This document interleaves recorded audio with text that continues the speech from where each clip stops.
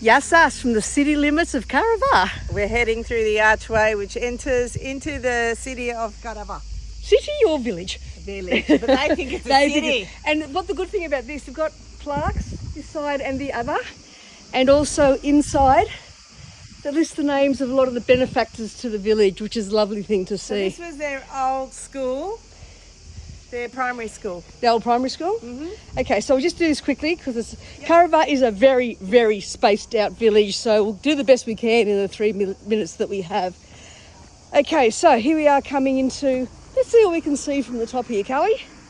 Okay, so as you can see it says Remata Springs. There are a number of springs in Karavas. It's very famous for its springs. So here we go. One of them is Amalia, which is at the bottom.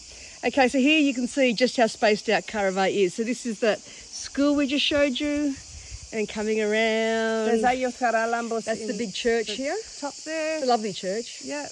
Keep going around, and here's the different districts, and all this is Karavas. So, as you can imagine, a walking tour here is probably impossible. But there's also parts of Karavas we just drove from, which are hidden in the valley. Yes, yeah, exactly. And here is the cemetery out in the distance. Okay, now we've driven a bit into Karavas, and you can just see again the extent of how spaced out it is. So I'll give you a bit of a history of Karavas. It was very fertile land, and a lot of people from Pottermore would grow citrus and what else, Kalie? And pears. And pears, they'd grow them up here.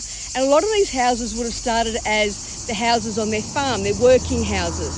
And then back in the very late 1700s, you can see in the 1784 and 88 censuses, a whole lot of refugees came to Kythera. And these refugees came up here maybe to work, or maybe they saw homes up here, and that's how Karavas actually became populated.